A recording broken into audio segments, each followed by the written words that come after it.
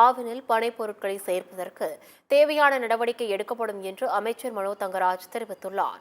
குமரி மாவட்டம் நாகர்கோவில் அருகே உள்ள புத்தேரி பகுதியில் 1.25 கோடி ரூபாய் மதிப்பீட்டில் கட்டப்பட்ட பாலத்தை பால்வளத்துறை அமைச்சர் மனோ தங்கராஜ் திறந்து வைத்தார். பின்னர் செய்தியாளர்களை சந்தித்த அவர், ஆவின் பால் கொண்டு செல்லும் வாகனங்களுக்கு மத்திய அரசு சுங்க கட்டண விலக்கு அளிக்காத காரணத்தால் ஆவின் நிறுவனத்திற்கு பல கோடி ரூபாய் இழப்பு ஏற்பட்டுள்ளதாக தெரிவித்தார். இந்த தொகை அனைத்தும் ஏழை விவசாயிகளுக்கு சேர வேண்டிய பணம் என்றும் அவர் கூறினார்.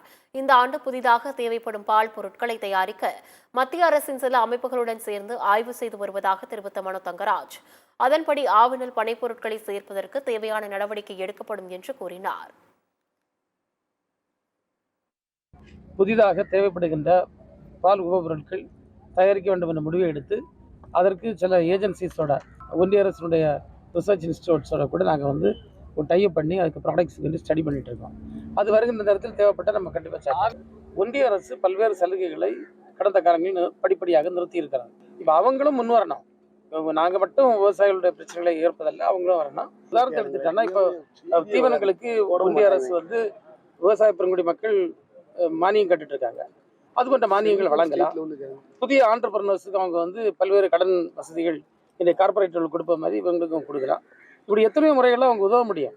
நாங்கள் நீண்ட காலமாக இந்த பால் பொருட்களை டிரான்ஸ்போர்ட் பண்ணக்கு டோல் ஃப்ரீயாக எங்களுக்கு பண்ணுங்கன்னு கேட்கும். அதை கூட பண்ணலை. அத்தியாவசிய பொருளான பாலை கொண்டு போகிறதுக்கு டோலில் சாதா வாகனத்துக்கு கட்டக்கூடிய டோல் கட்ட வேண்டியது. இதனால் ஆவின் நிர்வாகத்துக்கு ஆண்டுக்கு பல கோடி ரூபாய் இழப்பு ஏற்படுகிறது. இது யாருக்கு படம்? விவசாயிக்கு படம். இது விவசாயி போய் சேர வேண்டியது போகல. அது போட்டு பார்த்தீங்கன்னா ஜிஎஸ்டி வரி, பட்டர் எஸ்எம்பி போன்றவற்றுக்கு கூட ஜிஎஸ்டி வரி போடுகிறாங்க. பட்டர் எஸ்எம்பிக்கு கூட அவங்க ஜிஎஸ்டி வரியை பெரிய அளவில் போடுறாங்கன்னா அவங்க நிச்சயமாக மக்கள் விரோத ஏழைகள் விரோத அரசு என்பது எந்தவித சந்தேகமும் இல்லை.